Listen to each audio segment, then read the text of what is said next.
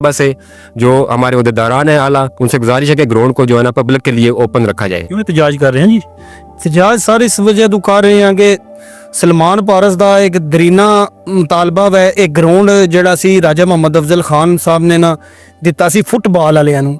ਇੱਥੇ ਹੁਣ ਕੁਝ ਅਰਸੇ ਤੋਂ ਨਾ ਇੱਕ ਕ੍ਰਿਕਟ ਵਾਲਾ ਓਵਰਸੀਜ਼ ਆਏ ਹੈ, ਉਹ ਕਬਜ਼ਾ ਕਰਨ ਦੀ ਕੋਸ਼ਿਸ਼ ਕਰ ਰਹੇ ਇੰਤਜ਼ਾਮੀਆਂ ਨਾਲ। ਕਰ ਸਕਦਾ ਆਮ ਬੰਦਾ ਤੇ ਕਰ ਨਹੀਂ, ਗਵਰਨਮੈਂਟ ਦੀ ਕਿਸੇ ਦੀ ਜ਼ਾਤੀ ਮਲਕੀਅਤ ਹੈ?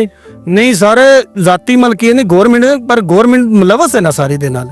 ਸਾਡੀ ਤੇ ਇੱਥੇ ਦੇ ਜ਼ਿਲ੍ਹੇ ਦੀ ਗਵਰਨਮੈਂਟ ਨਾਲ ਤੇ ਮੁਤਾਲਬਾ ਅਸੀਂ ਕਰਨੇ ਨਹੀਂ, ਜਾ ਕੇ ਸਾਰਾ ਅਸੀਂ ਥੱਕ ਗਏ ਆ। ਸਾਡਾ ਤੇ ਕਮਿਸ਼ਨਰ दरखास्त दी है उनको? ਜੀ ਦਰਖਾਸਤ ਦਿੱਤੀ ਹੋਈ ਹੈ। दरखास्तें दी हैं? ਮੇਰਾ ਖਿਆਲ ਹੈ 10 ਦਰਖਾਸਤਾਂ ਹੋਈਆਂ क्या ਸਰ। कहते हैं वो?